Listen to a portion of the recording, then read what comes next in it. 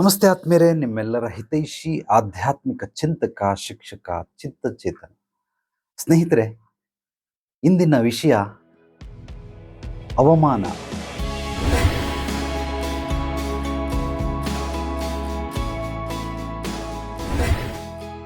ಪ್ರತಿಯೊಬ್ಬರು ಈ ಒಂದು ಬೈಗುಳಕ್ಕೆ, ಯಾರೋ ಗಂಡ ಹೆಂಡತಿಗೆ ಬೈಬೋದು, ಅಥವಾ ಹೆಂಡತಿ ಗಂಡನಿಗೆ ಬೈಬೋದು, ಸ್ನೇಹಿತ ಸ್ನೇಹಿತರಿಗೆ ಬೈಬಹುದು, ಅಥವಾ ಬಾಸ್ ನೌಕರರಿಗೆ ಬೈಬಹುದು.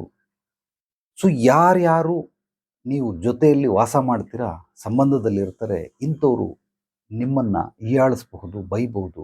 ಬೈದಾಗ ನೀವು ಸ್ವೀಕರಿಸುವಂತಹ ರೀತಿ ಯಾವ ರೀತಿ ಇರಬೇಕು ಅಂದರೆ, ಒಂದು ಕಥೆಯ ಮೂಲಕ ನಿಮಗೆ ಹೇಳೋ ಪ್ರಯತ್ನ ಮಾಡ್ತೀನಿ. ಒಂದು ಡ್ರಾಮಾ ನಡೀತಾ ಇರುತ್ತೆ ಒಂದು ಥಿಯೇಟ್ರಲ್ಲಿ, ನಾಟಕ ಮಂದಿರದಲ್ಲಿ. ಅಲ್ಲಿ ಆ ಪಾತ್ರಗಳು ವಿಚಿತ್ರವಾಗಿರ್ತವೆ, ವಿಶೇಷವಾಗೂ ಇರ್ತವೆ. ಆ ವೇಷಭೂಷಣಗಳೆಲ್ಲ ನೋಡಿದ್ರೆ ನೈಜವಾಗಿ ಆ ಒಂದು ನಾಟಕ ನಡೀತಾ ಇದೆ, ನೇರವಾಗಿ ಲೈವಲ್ಲಿ, ಯಾವುದೇ ಪರದೆಗಳಲ್ಲ. ಅದು ಸಿನಿಮಾ, ಇದು ನಾಟಕ. ದೃಶ್ಯ ಮಾಧ್ಯಮ ಅತ್ಯದ್ಭುತವಾಗಿ ಮನುಷ್ಯನ ಮೇಲೆ ಪ್ರಭಾವವನ್ನು ಬೀರುತ್ತೆ. ಸುಮಾರು ಒಂದು 100 ವರ್ಷದ ಹಿಂದೆ ಅಂತ ತಿಳ್ಕೊಳ್ಳಿ.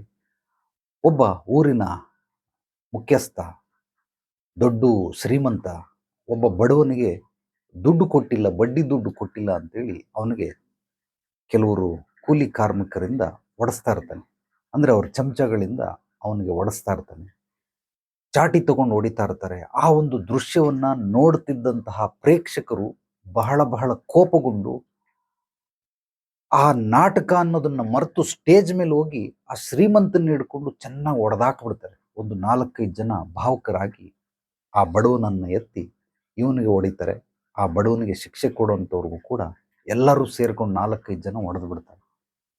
ಅದಾದ್ಮೇಲೆ ನಾಟಕ ನಿಂತೋಗುತ್ತೆ, ಎಲ್ಲರನ್ನು ಸಮಾಧಾನ ಮಾಡ್ತಾರೆ, ಎಲ್ಲರನ್ನು ಕೆಳಗಡೆ ಕೂರಿಸ್ತಾರೆ.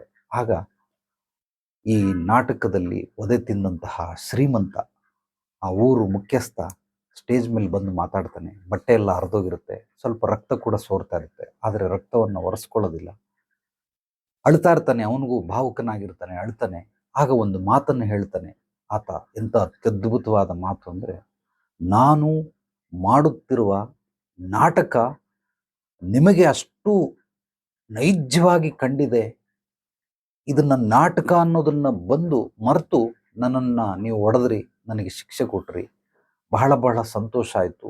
ನಾನು ನಟನೆಯಲ್ಲಿ ಎಷ್ಟು ಪರಿಣಿತಿಯನ್ನು ಹೊಂದಿದ್ದೀನಿ ಅನ್ನೋದು ಈ ಒಂದು ಘಟನೆ ಮೂಲಕ ನನಗೆ ತಿಳಿತಾ ಇದೆ ಅಂತ ಅವನು ಖುಷಿ ಪಡ್ತಾವನೆ. ಆದರೆ ನೀವೆಲ್ಲ ಹೊಡೆದಿದ್ದು ನನಗಲ್ಲ, ಆ ನಾಟಕದಲ್ಲಿ ಪಾತ್ರ ಮಾಡ್ತಿರುವಂತಹ ಜಮೀನ್ದಾರ ಮುಖ್ಯಸ್ಥನಿಗೆ ನೀವು ಹೊಡೆದ್ರಿ. ಖಂಡಿತವಾಗ್ಲೂ ಅಂಥವ್ರು ಬದುಕಬಾರದು, ಅಂಥವ್ರಿಗೆ ಹೊಡಿಲೇಬೇಕು. ಆದರೆ ನಾನು ಮಾಡಿದ್ದು ನಾಟಕ, ಆ ಒಂದು ಪಾತ್ರವನ್ನು ನಾನು ಧರಿಸಿದ್ದೆ ಆದ್ರಿಂದ ಅಂತ. ಅದೇ ರೀತಿ ನೀವು ಅಷ್ಟೇ, ನಿಮಗೆ ಯಾರಾದರೂ ಅವಮಾನ ಮಾಡಿದ್ರೆ ಅದು ನಿಮಗೋಸ್ಕರ ಅವಮಾನ ಮಾಡ್ತಾ ಇರೋದಿಲ್ಲ, ನಿಮ್ಮ ಒಳಗಿರುವ ಅಜ್ಞಾನಕ್ಕೆ, ಅಥವಾ ನೀವು ಸರಿಯಾಗಿದ್ದು ಅವರು ಆದರೂ ಅವಮಾನ ಮಾಡ್ತವ್ರೆ ಅಂದರೆ ಅವರಲ್ಲಿರುವ ಅಜ್ಞಾನಕ್ಕೋಸ್ಕರ ಅವರು ಆ ರೀತಿ ಮಾಡ್ತಾರೆ. ಈ ಒಂದು ಕಥೆಯ ಮೂಲ ಸಾರಾಂಶ ಏನು, ಇದರ ಒಂದು ಸತ್ವ ಏನು? ಈ ಕಥೆಯ ಸತ್ವ, ಆ ನಾಟಕ ಮಾಡ್ತಾ ಇದ್ದಾನಲ್ಲ ಅವನು ಸರಿಯಾಗಿ ನಾಟಕ ಮಾಡಿದ್ದು ತಪ್ಪ, ಅಥವಾ ನಾಟಕವನ್ನು ಬರೆದೊಂದು ತಪ್ಪ, ಅಥವಾ ನಾಟಕವನ್ನು ನೋಡ್ತಾ ಇರೋರು ನಾಟಕ ಇದು, ನಾವು ಅದನ್ನು ಅಕ್ಸೆಪ್ಟ್ ಮಾಡ್ಕೊಳ್ಬೇಕು. ಭಾವುಕರಾಗಿ ಕೆಲವೊಂದ್ಸಲ ಕೋಪ ಬರ್ತದೆ, ಅಳ್ತದೆ, ಆದರೆ ಸ್ಟೇಜ್ ಮೇಲೆ ಹೋಗಿ ಆ ನಾಟಕವನ್ನು ನಿಲ್ಲಿಸಿ ಅದನ್ನು ಭಗ್ನಗೊಳಿಸಿ ಅವ್ರಿಗೆಲ್ಲ ಹಿಡಿದು ಒಡೆದು ಬಡಿದು ಸಹಜವಾಗಿ ನಡೀತಾ ಇದೆಯೇನೋ ಅನ್ನೋ ಮಟ್ಟಕ್ಕೆ ನಾಟಕವನ್ನು ಮಾಡಿದ್ದಾರೆ. ಇವ್ರದ್ದು ತಪ್ಪ, ಯಾರ್ದು ತಪ್ಪಿಲ್ಲಿ? ನೀವು ಎಲ್ಲವನ್ನ ಒಮ್ಮೆ ಕಣ್ಣಾಡಿಸಿ ನೋಡಿ. ಈ ವಿಡಿಯೋವನ್ನು ಸಾಧ್ಯವಾದರೆ 4-5 ಬಾರಿ ನೋಡಿ, ಎಲ್ಲವನ್ನ ಕಣ್ಣಾಡಿಸಿ. ಯಾವುದು ಸರಿ, ಯಾವುದು ತಪ್ಪು, ಯಾರ್ದು ಇಲ್ಲಿ ಅಧಿಕವಾದಂತಹ ಭಾವುಕರಾದರು? ಇಲ್ಲಿ ಎಲ್ಲವೂ ಸಹಜವಾಗಿ ನಡೀತಾ ಇದೆ, ಸರಳವಾಗಿ ನಡೀತಾ ಇದೆ. ಏನೇ ಘಟನೆಗಳನ್ನು ನಡೆದ್ರೆ ಅದನ್ನು ನಾವು ಹೇಗೆ ಸ್ವೀಕರಿಸ್ತೀರಿ ಅನ್ನೋದ್ರ ಮೇಲೆ ನಮ್ಮ ಜೀವನದ ಆಧಾರ ಸ್ತಂಭಗಳು ಅದು ನಿಲುಗಡೆ ಆಗ್ತಾ ಹೋಗ್ತಾ ಇರ್ತವೆ, ಸ್ಟ್ರಾಂಗ್ಗೊಳಿಸ್ತಾ ಇರ್ತವೆ. ಅಡಿಪಾಯ ತಳಪಾಯ ಅನ್ನೋದು ನಾವು ಹೇಗೆ ಪ್ರತಿಕ್ರಿಯಿಸ್ತೀರಿ ಅನ್ನೋದ್ರ ಮೇಲೆ ಅದು ಸ್ಟ್ರಾಂಗ್ನೆಸ್ ಬರ್ತದೆ. ಆದ್ರಿಂದ ದಯಮಾಡಿ ಯಾರ್ಯಾರು ಏನೇನು ಮಾಡ್ತಾವ್ರೆ ಗಮನಿಸಿ ನೋಡಿ. ಎರಡೂ ರೀತಿಯಲ್ಲೂ ಹೇಳ್ತಾ ಇದ್ದೀನಿ. ಒಂದು, ನೀವು ತಪ್ಪು ಮಾಡಿದ್ದೀರಾ, ಆದ್ರಿಂದ ಅವರು ಹೀಯಾಳಿಸ್ತಾವ್ರೆ, ನೀವು ತಪ್ಪು ಮಾಡಿಲ್ಲ ಆದರೂ ಹೀಯಾಳಿಸ್ತಾವ್ರೆ. ಈ ಎರಡೂ ರೀತಿಯಲ್ಲೂ ನೀವು ತಪ್ಪು ಮಾಡ್ದೇನೆ ಹೀಯಾಳಿಸ್ತಾ ಇದ್ರೆ ಅದು ಅವರ ಅಜ್ಞಾನವನ್ನು ಸೂಚಿಸುತ್ತೆ. ನೀವು ತಪ್ಪು ಮಾಡಿ ಹೀಯಾಳಿಸ್ತಾ ಇದ್ರೆ ಖಂಡಿತವಾಗ್ಲೂ ಅದನ್ನು ನೀವು ಈ ರೀತಿ ಸ್ವೀಕರಿಸಬೇಕೆ ಹೊರತು ಅವ್ರ ಹತ್ರ ದ್ವೇಷ ಕಟ್ಕೊಳ್ಳೋದಾಗಲಿ ಅದನ್ನು ಮಾಡಬೇಡಿ. ಅದು ನಿಮಗಲ್ಲ, ನಿಮ್ಮ ಒಂದು ನಡೆದಿರುವಂತಹ ಘಟನೆ ಅಂದರೆ ಪ್ರತಿಯೊಂದು ಘಟನೆಯು ಕೂಡ ನಾಟಕ. ಒಬ್ಬರು ಕವಿಗಳು ಬಹಳ ಅತ್ಯದ್ಭುತವಾಗಿ ಒಂದು ಸ್ಲೋಗನನ್ನು ಆರ್ಟಿಕಲನ್ನು ಬರೆದಿದ್ದಾರೆ. ಈ ಬದುಕು ಒಂದು ಪಾಠಶಾಲೆ. ಇಲ್ಲಿ ಬರುವ ಪ್ರತಿಯೊಂದು ವ್ಯಕ್ತಿಗಳು ಉಪಾಧ್ಯಾಯರು. ಇಲ್ಲಿ ನಡೆಯುವಂತಹ ಒಂದೊಂದು ಘಟನೆ ಒಂದೊಂದು ಪಾಠ. ಸೊ ಈ ರೀತಿ ನಿಜವಾಗ್ಲೂ ಇದು ಸತ್ಯವಾದ ಮಾತು. ಈ ಭೂಮಂಡಲನೇ ನಮಗೆ ಪಾಠಶಾಲೆ. ಹುಟ್ಟಿನಿಂದ ಸಾವಿನವರೆಗೂ ಈ ಪಾಠಶಾಲೆಯಲ್ಲಿ ದಿನನಿತ್ಯ ನಾವು ಹೋಗ್ತೀರಿ ಬರ್ತೀರಿ. ಇದರಲ್ಲಿ ಬರುವಂಥವರೆಲ್ಲರೂ ಅಧ್ಯಾಪಕರು. ಪ್ರತಿಯೊಂದು ಘಟನೆಗಳು ಕೂಡ ಒಂದೊಂದು ಪಾಠ. ಆ ಪಾಠವನ್ನು ನಾವು ತಿಳ್ಕೊಳ್ತಾ ಹೋಗ್ಬೇಕೆ ಹೊರತು ಖಂಡಿತವಾಗ್ಲೂ ಇಲ್ಲಿ ಯಾರನ್ನೂ ದ್ವೇಷದಕ್ಕೂ ಅರ್ಹರಲ್ಲ. ನಾವು ಯಾರನ್ನು ಹೀಯಾಳಿಸೋದಕ್ಕೂ ಅರ್ಹರಲ್ಲ. ಅದು ನಮ್ಮ ಗುಣ ಸ್ವಭಾವದಲ್ಲಿ ಸೇರ್ಕೊಂಡ್ಬಿಟ್ಟಿರೋದ್ರಿಂದ ಅಥವಾ ನಡೆನುಡಿಯಲ್ಲಿ ಅಕ್ಕಪಕ್ಕದಲ್ಲಿ ಸಮಾಜದಲ್ಲಿ ನೋಡಿ ಕಲ್ತಿರೋದ್ರಿಂದ ಆ ರೀತಿ ಮಾಡ್ತಾರೆ. ಆದ್ದರಿಂದ ನೀವು ಪ್ರತಿಕ್ರಿಯಿಸೋದನ್ನು ಕಲ್ತ್ಕೊಳ್ಳಿ, ಹೆಚ್ಚಾಗಿ ಅದರ ಬಗ್ಗೆ ಕಲ್ತ್ಕೊಳ್ಳಿ. ಈ ಪ್ರತಿಕ್ರಿಯೆ ಬಗ್ಗೆ ನಿಜವಾಗಲೂ ನನಗೆ ಅತ್ಯದ್ಭುತವಾದ ಜ್ಞಾನ ಪ್ರಾಪ್ತಿ ಮಾಡಿಕೊಟ್ಟಂಥವ್ರು ವಿವೇಕಾನಂದರು. ಅವರ ಪುಸ್ತಕಗಳನ್ನು ಓದಿ, ಅವರ ಜೀವನ ಚರಿತ್ರೆಯನ್ನು ಓದಿ ಆ ಪ್ರತಿಕ್ರಿಯಿಸೋದು ಹೇಗೆ ಅನ್ನೋದು ಅವರನ್ನು ನೋಡಿ ಕಲಿಬೇಕು. ಅತ್ಯದ್ಭುತವಾದಂತಹ ಪ್ರತಿಕ್ರಿಯೆಗಳನ್ನು ನೀಡ್ತಾ ಇದ್ರು. ಸಣ್ಣ ಸಣ್ಣ ಹಾಸ್ಯಮಯವಾಗಿ ಪ್ರತಿಕ್ರಿಯೆಗಳನ್ನು ನೀಡ್ತಾ ಇದ್ರು. ದೊಡ್ಡ ದೊಡ್ಡ ವಿಷಯಗಳಿಗೆ ಅವರಿಗೆ ಅವಮಾನಗೊಳಿಸಿದ್ರು ಕೂಡ ಅದನ್ನು ಆ ಸ್ಪಾಟಲ್ಲಿ ಅವರು ರಿಸೀವ್ ಮಾಡ್ಕೊಳ್ತಾ ಇದ್ರು, ಎಲ್ಲವನ್ನ ಸ್ವೀಕರಿಸ್ತಾ ಇದ್ರು.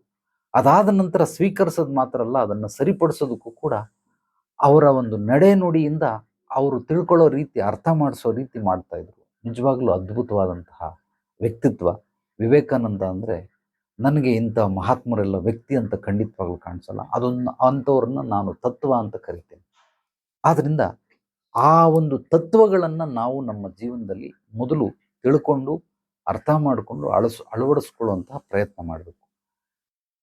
ಯಾರಿಗೆ ಯಾವುದೇ ರೀತಿ ಸಮಸ್ಯೆಗಳಿರಲಿ, ತೊಂದರೆಗಳಿರಲಿ, ಕಷ್ಟಗಳಿರಲಿ ನೇರವಾಗಿ ಬಂದು ಭೇಟಿ ಮಾಡಿ ಖಂಡಿತವಾಗಲೂ ನಿಮ್ಮ ಪೂರ್ವಾಪರಗಳನ್ನೆಲ್ಲ ಕೂಲಂಕುಷವಾಗಿ ಪರಿಶೀಲನೆ ಮಾಡಿ ನಿಮ್ಮ ಸಮಸ್ಯೆಗಳಿಗೆ ಮೂಲ ಹುಡುಕಿ ಅದಕ್ಕೆ ಪರಿಹಾರ ಕೊಡೋದ್ರ ಜೊತೆಗೆ ಮುಂದಿನ ಜೀವನದಲ್ಲಿ ಯಶಸ್ಸು ಕೀರ್ತಿ ಗಳಿಸೋದಕ್ಕೆ, ಅಭಿವೃದ್ಧಿ ಸಮೃದ್ಧಿ ಹೊಂದೋದಕ್ಕೆ, ಗುರಿ ಸಾಧನೆ ಮಾಡೋದಕ್ಕೆ ನಿರಂತರವಾದ ಬೆಂಬಲ ಮಾರ್ಗದರ್ಶನವೂ ಸಹ ಸುಬೋಧಿನಿ ಆಧ್ಯಾತ್ಮಿಕ ಪರಿಹಾರ ಕೇಂದ್ರದಲ್ಲಿ ಸಿಗುತ್ತೆ.